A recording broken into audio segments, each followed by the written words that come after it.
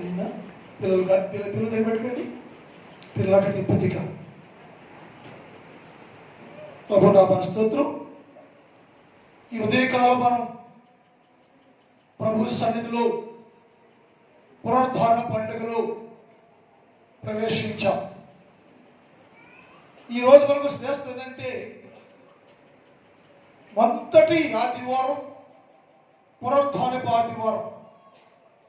దేవుడు మనతో కూడా ఉండి సజీవు లెక్కలో వచ్చి మనందరం యేసుక్రీస్తు ప్రభుల వారిని ఘనపరుచుకునే అవకాశాన్ని దేవుడు మనకిచ్చారు.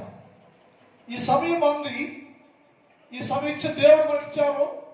మనం ఏం చేయాలంటే యేసుక్రీస్తు ప్రభుల వారిని గురించి కొనియాడబడేవారిగా ఉండాలనేది ఈ పండుగ ఉద్దేశం.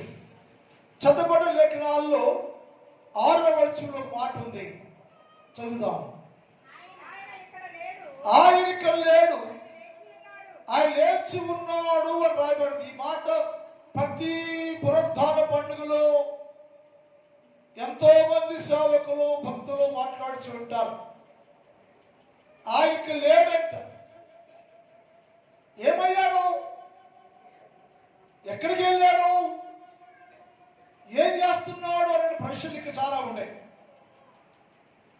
వాళ్ళు ఏమంటారంటే దూతలు, ఆయనకి లేడు. మీకు తెలియదా ఆ సంగతి? తెలియకనే పొరపడుచున్నారా అంటూ ఆయన ఇక్కడ లేడు. ఎక్కడున్నాడో మనం చూస్తాం. ఆయన్ని ఎక్కడ ఉంటాడయ్యా అంటే ఆయన సజీవుడుగా ఉండెను. ఆయన సజీవుడుగా ఉండెను. భక్తుడు ఏమంటాడు? నా విమోచకుడు సజీవుడు, నన్ను విమోచించిన వాడు, నేను సేవించే దేవుడు సజీవుడైన. ఇక లేడు యేసు ప్రభుల వారు. యేసు ప్రభు ఉండదని చాలాసార్లు చెప్పాడు మనకి. యేసుక్రీస్తు ప్రభుల వారు చాలా సందర్భాల్లో మాట్లాడారు. నేను పాపిష్టులైన మనుషుల చేతికి అప్పగించబడతాను, వారు నన్ను సిలువేస్తారు, చంపేస్తారు. అయితే మనుష్య కుమారుడు మరణాన్ని, సమాధిని జయించి తిరిగి లేస్తాడు, లేచి సజీవుడిగా ఆకాశానికి ఆరోహణమైపోతాడన్న సంగతి యేసు ప్రభుల వారు చనిపోకముందే, అనగా సిలువ వేయబడక ముందే, యేసు ప్రభుల సిలువ వేయబడక ముందే ఆ విషయం తెలియపరిచాడు. ఆ సంగతి శిష్యులు మరిచారు, ప్రజలు మరిచారు, స్త్రీలు మరిచారు.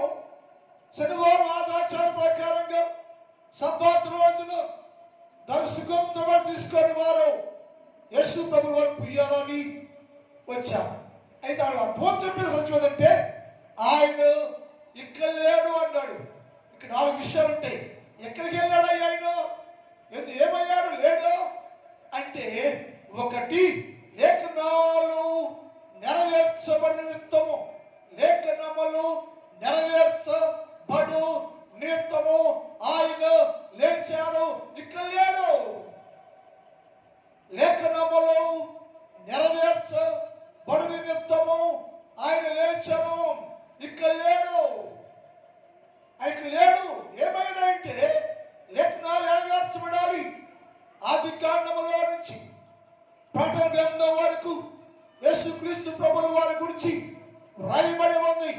ఏమిటయ్యా అంటే యేసుక్రీస్తు ప్రభుల వారు మరణాన్ని జయిస్తాడు, జయశీలి అని, యుద్ధవీరుడని, మరణాన్ని, లోకాన్ని, బండను, సమస్తాన్ని జయించే శక్తి కలిగిన దేవుడు యేసు ప్రభుల వారని అనేక సందర్భాల్లో రాయబడి ఉంది. ఆ లేఖనాలు నెరవేర్చబడు నిమిత్తము యేసు ప్రభుల వారు తిరిగి లేచాడు. సమాధిలో ఉండగా పిలాతు అడిగాడు. అరిమతు యోసేపు వచ్చాడు. అరిమతు యోసేపు సన్హెడ్రి సభలో ఒక సభ్యుడు. అరిమతు యోసేపు సన్హెడ్రి సభలో ఒక సభ్యుడు. యూదులు అందరూ కలిసి యేసు ప్రభువును సిలువేస్తే ఈ సన్నివేశంలో ఉన్నటువంటి ఈ అరిమతు యేసేపు ఒక నిర్ణయం తీసుకున్నాడు. ఈ సన్నిహేడి సభ సభ్యత్వము కంటే, సన్నిహేడి సభ సభ్యత్వము కంటే యేసుక్రీస్తు ప్రభుల వారే నాకు కావాలి, యేసు ప్రభుల వారే నిజమైన దేవుడు అని సన్నిహేడి సభకి సభ్యత్వానికి రాజీనామా చేసి రిజైన్ చేసేసి, ఈ సభ వద్దు, నాకు ఈ సన్నిహేడి సభ అంటే చాలా హోదా కలిగింది అయినప్పటికీ యేసు ప్రభు కోసం ఆ సభ్యత్వాన్ని వదులుకుని పిలాతుకు వస్తాడు. పిలాతు అడిగాడు, ఏంటయ్యా అంటే, యేసు కావాలి నాకు, దేహం కావాలి నాకు అంటే పిలాతు ప్రశ్న వేస్తాడు, అప్పుడే యేసు చనిపోయాడా? అప్పుడే యేసు చనిపోయాడా అంటే దాని అర్థం అంటే సిలువ పడ్డవారు ఒకేసారి చనిపోరు. సిలువ మీద ఉన్నవారు కాళ్ళు విరగా గొడ్డ బడి క్రమక్రమంగా వారానికో 2 వారానికో సిలువ వేయబడిన, వారానికో 2 వారానికో సిలువ ఉన్న వేలాడే ఏ వ్యక్తులు చనిపోతారు. కానీ యేసు ప్రభుల వారు వెంటనే చనిపోయాను అంటే ఆయన క్రియ చేయాలి కాబట్టి లేఖనాలు నెరవేర్చబడాలి కనుక యేసు ప్రభుల వారు వెంటనే చనిపోతే అరిమతు యేసేపు అడిగాడు, ఆయన శవం కావాలయ్యో యేసు కావాలయ్యా కంటే తీసుకుపో అన్నాడు. అంటే లేఖనాలు నెరవేర్చబడాలి, లేఖనాలు నెరవేర్చబడి నిమిత్తము యేసు ప్రభుల వారు వెంటనే సమాధి చేయబడేను. అందుకని లేఖమంటది, ఏడయ్యో యేసు ప్రభు అంటే ఇక్కడ లేడయ్యో, ఇక్కడ లేడాయో. దాన్ని పరీక్షించిన ప్రవచనాలు ప్రవక్తలు ప్రవచించిన లేఖనాలు నెరవేర్చబడాలి. అందుకని ఆయన లేఖనములు నెరవేర్చబడు నిమిత్తము ఆయన లేచారు, సమాధిలో లేడగా ఇక్కడ లేడు అని చెప్పారు. రెండోది ఆయన ఇక్కడ లేడు అని చెప్పారు. ఏమయ్యాడు అంటే లేచాడు, ఇక్కడ లేడు. ఎక్కడున్నాడంటే మార్గములో ఉండాడు. రెండోది, ఒకటేమో లేఖనాలు నెరవేర్చబడి నిమిత్తం లేచాడు, రెండోది వారితో కలిసి నడవటానికి లేచను. ఏమయ్యా అంటే ఆయన లేచాడయ్యా, నడుస్తున్నాడయ్యా అని చెప్పారు పోతులు. ఎక్కడ నడుస్తున్నారు? ఎమ్మాయి మార్గంలో ఇద్దరు వ్యక్తులు ప్రయాణం చేస్తూ ఉన్నారు. నడుస్తూ ఉంటే వారితో కూడా కలిసి యేసు ప్రభుల వారు నడుస్తూ ఉండెను. వారితో కలిసి నడుస్తున్నాడు. ఎందుకు లేచాడు యేసు ప్రభుల వారు? ఇక్కడ లేడు, ఆయన లేచాడు. ఎందుకు లేచాడంటే రెండో విషయం అంటే మనుషులతో కలిసి నడవడానికి ఆయన తిరిగి లేచాను. నీతో కలిసి నడవడానికి యేసుక్రీస్తు ప్రభుల వారు తిరిగి లేచాను. నీతోనే ఉండాలని, నీతో కలిసి నడవాలని. ఏ మనిషి కోసం ప్రాణం పెట్టాడో, ఏ మనిషి కోసం సమాధి చేయబడ్డాడో, ఏ మనిషి కోసం సమాధి పెట్టబడ్డాడో ఆ మనుషులందరి కోసం కలిసి నడవాలని ఆయన తిరిగి లేచాను. పాత నిబంధనలో ఒక మాట, లేవి కాండం 26వ అధ్యాయం 12 చదువుతాం. లేవి కాండం 26:12. నేను నీ మధ్య నడిచెదను. నేను నీ మధ్యలో నడిచెదయో. వారు నడుస్తున్న వ్యక్తులు నడుస్తున్నారు, వారి మధ్యలో దేవుడు నడుస్తున్నాడు. యేసుక్రీస్తు ప్రభువు ఎప్పుడో యేసయ్య పునరుద్ధారై తిరిగి లేచిన తర్వాత మొదటిసారిగా ఎవరు కనబడుకోకుండా ఆయన ఎమ్మాయి మార్గములో ఇద్దరు వ్యక్తులతో కలిసి నడిచాను. ఈ వాక్యం అంటుంది, నేను మీ మధ్య నడుస్తాను. నేను ఎప్పుడైతే మీ మధ్య నడుస్తూ ఉంటానో నేను మీ దేవుడుగా ఉంటా. ఎవరయ్యా నీతో నడిచేది? ఎవరితో నడిచేవారు అంటే నీ దేవుడైన యేసుక్రీస్తు ప్రభుల వారు నీతో ఉంటాడు, నడుస్తూ ఉంటాడు, శ్రమలో ఉంటాడు, శోధనలో ఉంటాడు, కష్టంలో ఉంటాడు, అగ్గిలో ఉంటాడు. నీతో కలిసి నడవటానికి యేసు ప్రభుల వారు మృత్యువు తిరిగి లేచాడు. ఈ అటువంటిది ఆయన నీతో కలిసి నడుస్తాను, నేను దేవుడిగా ఉంటానని రాయబడి ఉంది. అంటే యేసు ప్రభుల వారు కారణం ఏంటంటే నీతో కలిసి యుగ యుగాలు నడవాలని, నీతో నడిపించాలని నీతో కలిసి నడవాలని యేసు ప్రభుల వారు తిరిగి లేచాడు. అన్నాడు, ఎప్పుడైతే లేచి నడుస్తూ ఉంటే నేను దేవునిగా, మీరు కుమారులుగా, నేను దేవుడుగా, బిడ్డలుగా మీరు నేను కలిసి ఒకే మార్గములో నడిచేవారుగా ఉంటామని, మీతో కలిసి నడవటానికి నేను సమాధిలో నుండి తిరిగి లేచాను, సమాధిని జయించి తిరిగి లేచాను, మృత్యుంజడై విజయాన్ని సాధించవయ్యా. ఎందుకంటే ఆయన ఇక్కడ లేడు, ఎక్కడంటే నీతో కలిసి నడుస్తూ ఉండేను. 2వ కొరింథీ పత్రిక 6వ అధ్యాయం 18 మాట చూద్దాం. 2వ కొరింథీ పత్రిక 6:18.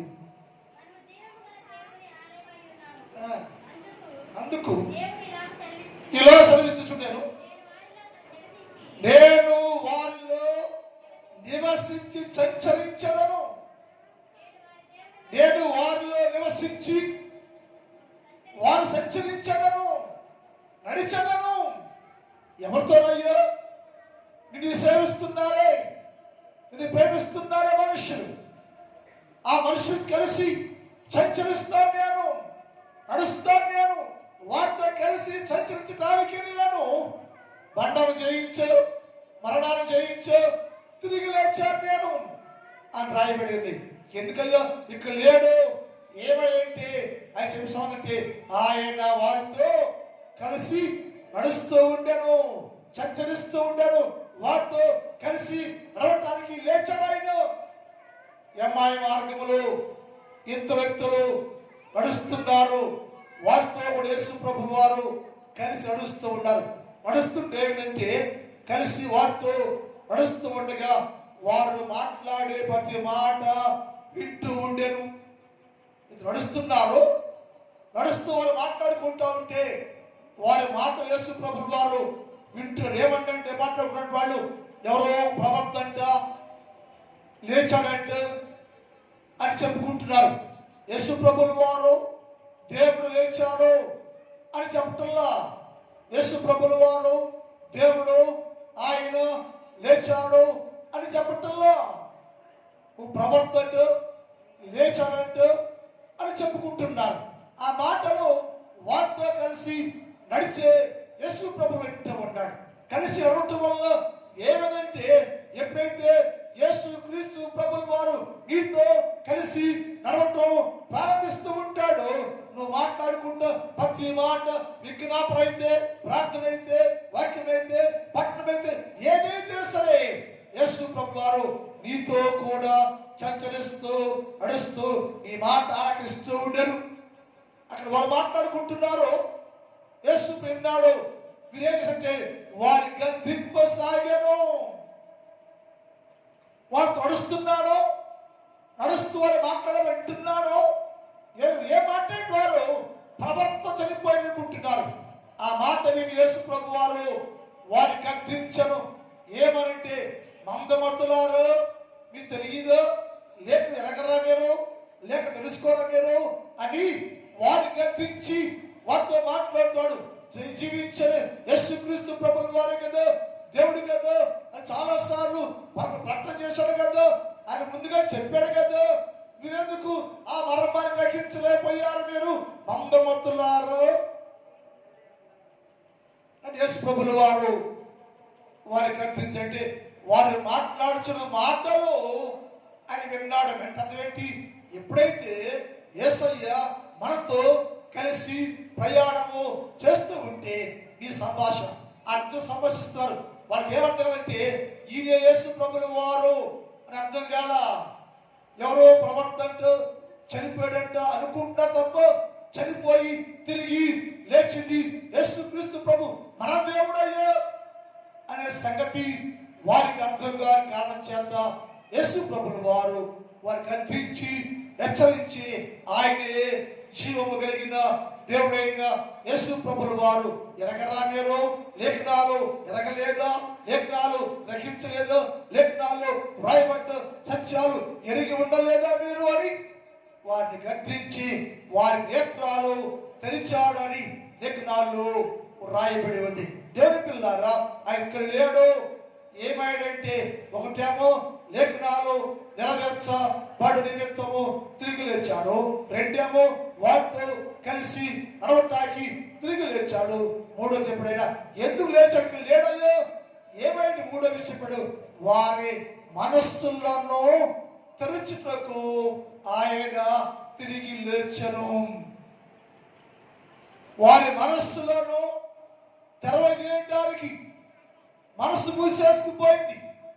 యేసు దేవుడు గ్రహించటంలో, యేసు ప్రభు దేవుడు గ్రహించటంలో, నా కోసం ప్రాణం పెట్టాడు అని ఎరిగి ఉండలేదు. అని సజీవుడయ్యో, మరణాన్ని జయించాడయ్యో గ్రహించలేకపోతున్నావు. కారణం ఏంటంటే మనస్సు మూత వేయబడింది అని యేసు ప్రభు చెప్పాడు.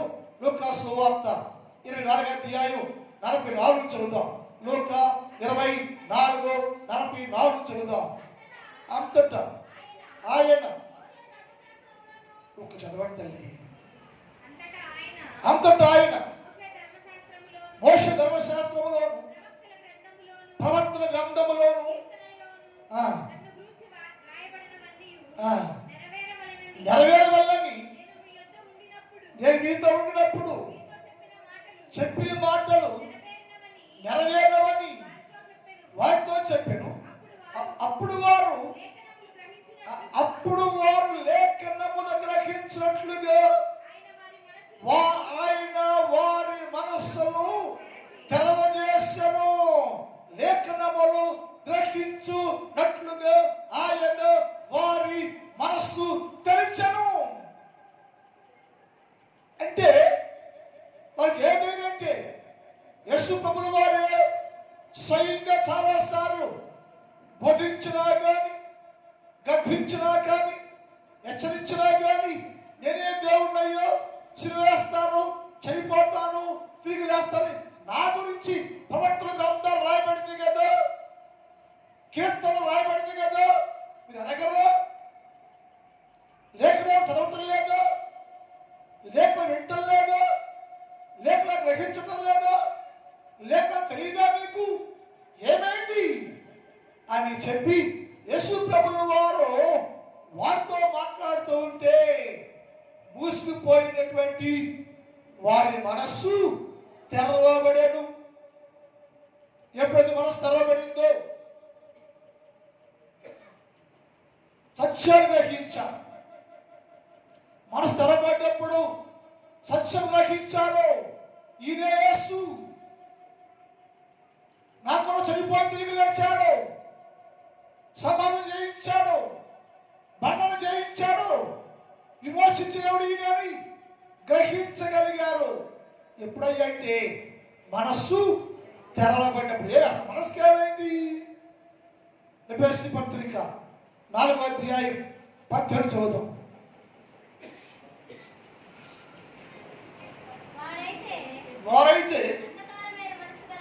వారైతే అంధకారమైన మనసు గలవారై, గమనించారు. వారి మనసు ఏమైందంటే అంధకారం అయిపోయింది. గ్రహించినప్పుడు కారణం ఏంటయ్యా? లేఖనాలు బోధిస్తున్నా కానీ, సువార్త బోధిస్తున్నా కానీ, సువార్త పాటిస్తున్నా కానీ యేసు ప్రభువు నా దేవుడని గ్రహించలేకపోవడానికి కారణం ఏంటి? యేసు ప్రభువుని ఎరిగొట్టలేకపోవడానికి కారణం ఏంటంటే వారి మనస్సు అంధకారం అయిపోయింది, మూతమైబడింది, మూసివేయబడింది. వితుతున్నారు కానీ, బోధిస్తున్నా కానీ ఏ బోధర్థం కాటల్లో, సువార్థం కాటల్లో యేసు జననం, యేసు మరణం, యేసు పునరుద్ధానం లోకానికి అర్థం కాలేదు. కారణం వారి మనస్సు అంధకారంలో మూతవేయబడిను. అందుకని వారికి ప్రభుల వారే శిలువలో జయించాడో తిరిగి లేచాడో సంగతి అర్థం కాకపోతే యేసయ్య నాడు లేఖనాలు గ్రహించలేదు, లేఖ ఎరగరా మీరు, లేఖ తెలియదా మీకు, లేఖ వినలేదు, ప్రవక్తల గ్రంథాలు పోయలేదు, దాని కీర్తనలు రాయబడలేదు అని చెప్తే ఆయన మాట్లాడుతూ ఉండగా మూత వేయబడిన మనస్సు తెరవబడెను. ఆయన మాట్లాడుతూ ఉండగా మూత వేయబడిన మనస్సు తెరవబడెను. తెరవబడినాక ఈయనే యేసయ్యని వారు గ్రహించారు. మానవ లోకములో కోటాను కోట్లు క్రైస్తవులుగా ఉంటున్నాం. 100 ఏళ్ళుగా మనం ఇలాంటి పునరుత్థాన పండుగలు ఎన్నో చేసాం. అప్పుడు అలాగే ఉన్నాం, ఇప్పుడు అలాగే ఉన్నాం. నో చేంజ్, నో గ్రోత్, ఏది లేదు. కారణం ఏంటంటే మన మనస్సు మూత వేయబడి ఉన్నది, మనస్సు తెరవబడి ఉండలేదు. అందుకనే యేసుక్రీస్తు ప్రభువారు విజయవంతుడయ్యో, విజయాన్ని జయించాడయ్యో, సాతాను జయించాడయ్యో, సభను జయించాడాయను అని గ్రహించి ఆయనతో కూడా నిలుచుండలేకపోవడానికి కారణం ఏంటంటే మన మనస్సు మూత వేయబడింది. ఇప్పుడు ఆయన యేసు ప్రభువారు తిరిగి లేచాడు, వారితో ప్రయాణం చేస్తున్నాడు. మూడవది వారి మనస్సులు తెరిచాడు. ఈరోజు మనము కూడా వారి వల్లే మనస్సు మూత వేయబడి ఉంటే, మనసు తెరవకుండా ఉంటే, మనసు తెరవలే స్థితిలో ఉంటే ఇప్పుడైనా నువ్వేం చేయాలంటే లేఖనాలు గ్రహించినట్లుగా నీ మనస్సును తెరవబడాలి. మనసు తెరవబడితేనే నీవు యేసుక్రీస్తు ప్రభువుని సొంత రక్షకుడిగా, విమోచకుడిగా ఒప్పుకుంటావు. అందుకే భక్తుడు ఏమన్నాడు, నా విమోచకుడు సజీవుడయ్యో, గొప్ప దేవుడాయను, మనసు మార్చదేవుడాయను, మనుషులు మార్చదేవుడాయను, నన్ను మార్చాడాయను, లోకాన్ని మార్చడే సుప్రభులు వారు. మనం ఇంకా మార్చబడకుండా ఉంది. ఇప్పుడైనా ఈ పండుగలు సరే మూత వేయబడ్డ మనస్సును తెరిచేవారిగా ఉండాలని రాయబడింది. మూడవది ఏమైనా లేడా ఇక్కడ లేడు, ఏమైతే ఆయన శక్తివంతుడు, ఆ శక్తిని రుజువుపరిచాడు అని చెప్పేటోతం. ఏమైనా ఇక్కడ లేడేడి అంటే ఆయన నేనే సర్వశక్తిమంతుడను, ఆయన శక్తిని రుజువుపరిచాడు. ఇక్కడే ఉంటే నేను శక్తివంతుడు చెప్పాడు. దేవుడికి శక్తి ఏంటే కదా ఆ మాట చెప్పాడు అబ్రహాం తోటి. ఆదికాండం 17వ అధ్యాయం 1 చదువుతాం.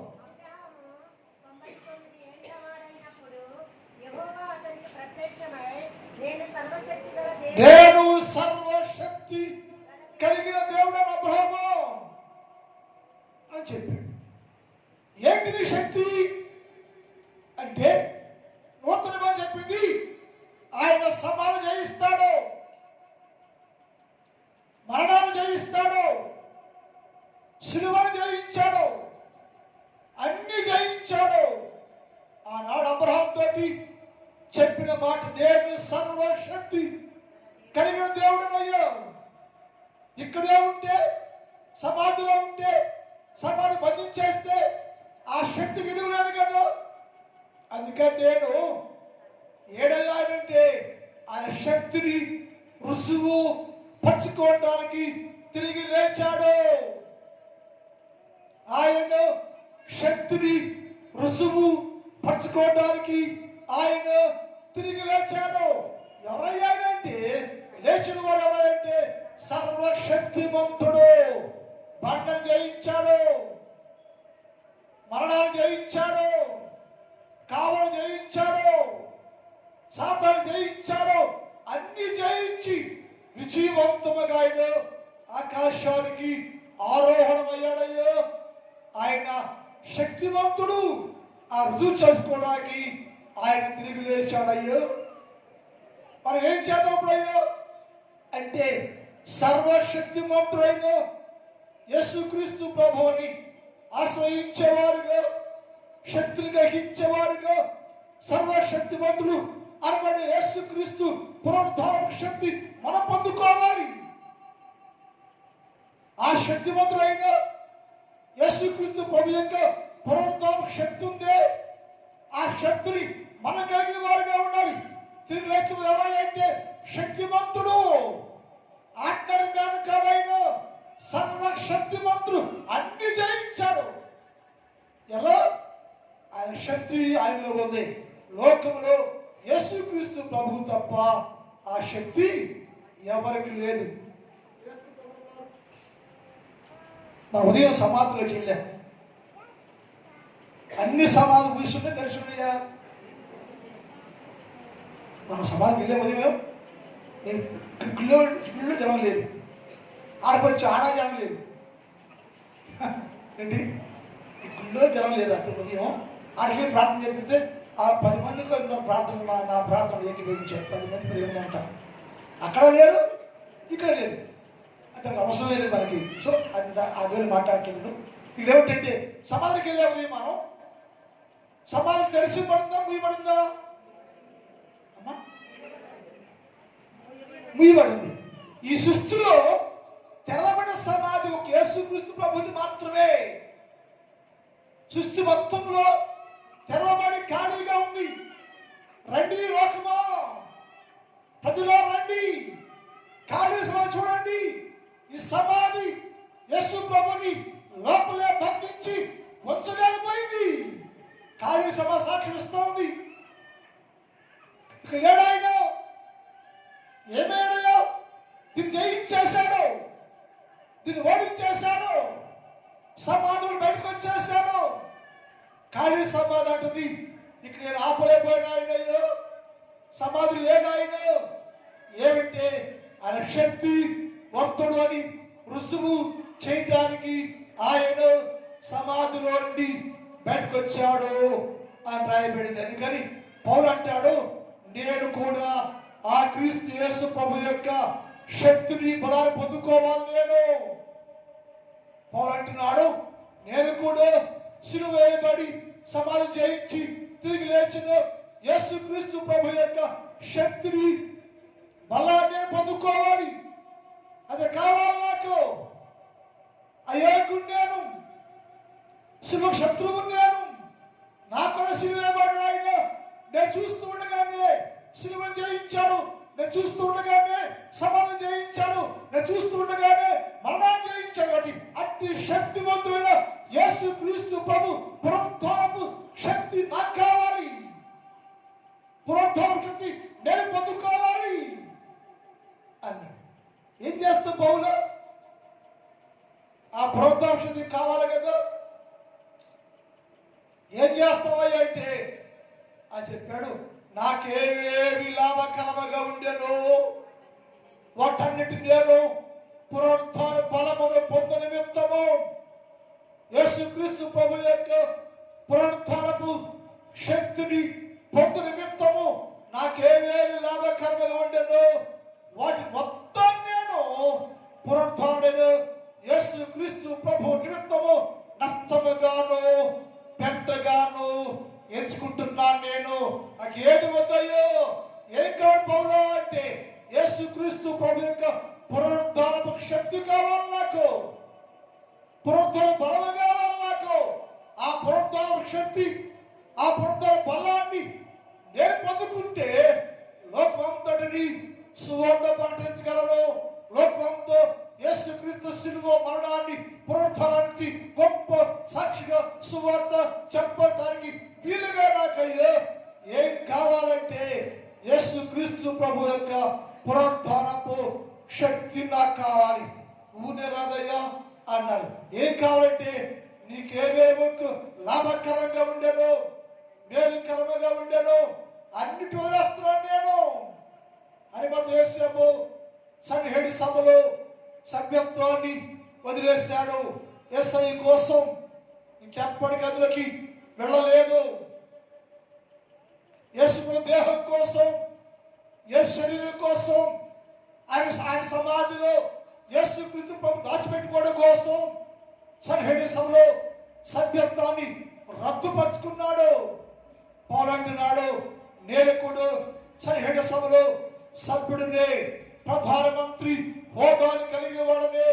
అయితే దమస్క మార్గంలో యేసు ప్రభు దర్శించాడయ్యో, నా బతుకు మార్చాడు, తుది మార్చాడు, జీవితాలు మార్చాడు. కనుక నా జీవిత కాలమంతా ఆయన బిడ్డగా ఉండాలంటే నాకేం కావాలంటే యేసు క్రీస్తు పునరుద్ధానపు శక్తి నాకు కావాలి. అది పొందుకోవడానికి ఏం చేయమంటే నాకేవేవి లాభకరముగా ఉండెను వాటిని నేను నష్టముగా అంటాను. ఆ మాట చూద్దాం. ఫిలిప్పీ పత్రిక 3వ అధ్యాయం ఏ విధము చేత మృతులలో నుండి నాకు పునరుత్థానం కలిగిన వాడైన ఆయన మరణ విషయంలో సమాన అనుభవం గలవారై ఆయన పునరుత్థాన బలమును ఎరుగు నిమిత్తమున ఆయన శ్రమలో పాల్గొనుకుంటున్నాను. సమస్త నాకేమేమి లాభకరంగా ఉండేనో మొత్తాన్ని నష్టపరుచుకుంటున్నాయా. ఎందుకంటే యేసు క్రీస్తు పునరుద్ధానపు శక్తి నాకు కావాలయ్యా. క్రైస్తవుడు పునరుద్ధాన పండుగకు వచ్చా మనం, పునరుద్ధాన పండుగలో పాల్గొన్నా మనం. ఈరోజు నీకు యేసు క్రీస్తు పునరుద్ధానపు శక్తి కావాలా, అవసరమా, పొందుకుంటావా? అది పొందుకుంటే క్రైస్తవుడు నీవు. పౌలు అంటున్నాడు, అది పొందుకోవడానికి నాకేమేమి లేని కలిగి ఉండను, అన్ని వదిలేస్తున్నాను నేను, విడిచిపెడుతున్నాను నేను. కనుక ఆ పునరుద్ధాన శక్తి నాకు కావాలయ్యా అన్నాడు. ఈరోజు మనం కూడా మన జీవితాల్లో పునరుద్ధాన బలాన్ని పొందుకోవడం కోసం ఏం చేస్తావు? నీవు నీలో ఉన్న వాటిని, నీకు లాభంగా ఉన్న వాటిని విడిచిపెడదామా, వదిలేద్దామా? వదిలేస్తే నా దేవుడు నిలకాలము నీతోనే సంచరించను గాక. ప్రార్థన మిగిలిన భాగాన్ని వచ్చే వారం ధ్యానం చేద్దాం.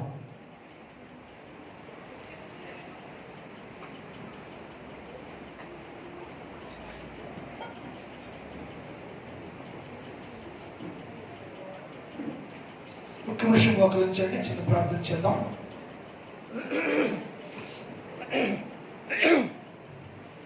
చిన్న ప్రార్థన చేద్దామండి. ఒకళ్ళ యొక్క మోకరించండి. ఒక నిమిషం ఈ పండగ పూటలో మోకండి.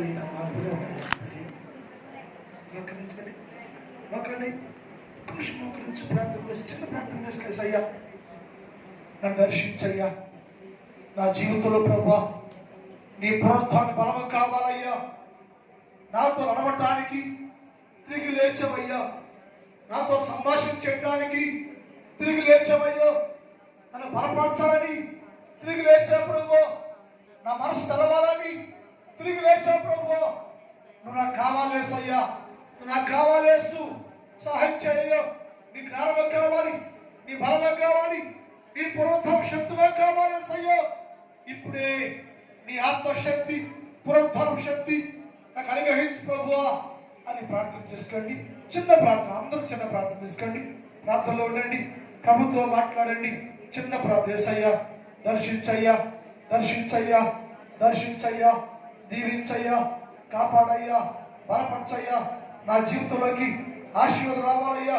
పునరుద్ధాన శక్తి నాకు కావాలి, పునరుద్ధాన బలం నాకు కావాలి. యేసయ్యా దర్శించయ్యా. ఇప్పుడే తాకయ్యా. నా ప్రార్థన ఏ మాత్రము వ్యర్థం చేయలేసయ్యా. దర్శించయ్యా, దర్శించయ్యా. అభిషేకించు, అభిషేకించు. పునరుద్ధాన శక్తి, పునరుద్ధాన బలముతో, ఆత్మ ప్రభావంతో నింపయ్యా. దినమయ్యా ఈ పునరుద్ధాన పండుగలో నన్ను కొత్త వ్యక్తిగా మార్చేసయ్యా. ప్రార్థన చేసుకోండి, ప్రార్థన చేసుకోండి తల్లి, ప్రార్థన చేసుకోండి, ప్రార్థన చేసుకోండి, ప్రార్థన చేసుకోండి, ప్రార్థన చేసుకోండి, ప్రార్థన చేసి చిన్న ప్రార్థన చేసి అందరూ ప్రార్థనలో ఉండండి. అందరూ ప్రార్థన చేసుకోండి, అందరూ ప్రార్థనలో ఉండండి. మా గరుడమైన తండ్రి, నీ పాదములకు స్తోత్రాలు. పరిశుద్ధుడమైన దేవ, ఈ పునరుద్ధాన పండుగలో మీరు మాతో మాట్లాడారు. లేడు ఏమాయనయ్యో అంటే ఆయన లేచాడయ్యో, లేఖనాలు నెరవేర్చడానికి లేచి ఉన్నాడు, మీతో కలిసి నిలబడటానికి లేచాడు, మీ మనస్సులో తెరవటానికి లేచాడు, మిమ్మల్ని శక్తివంతులుగా చేయటానికి లేచాడు అని మాతో మాట్లాడావు తండ్రి.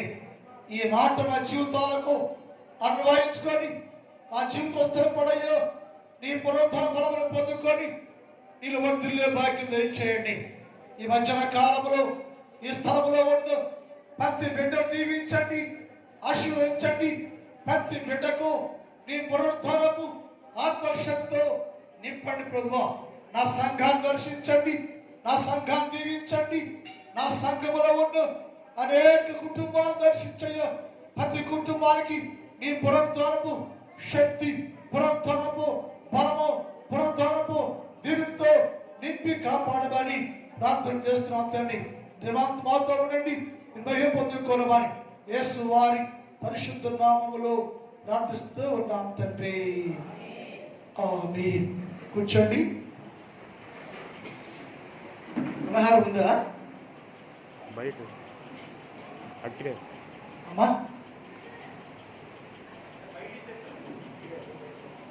అట్టుగా బయట ఉంది.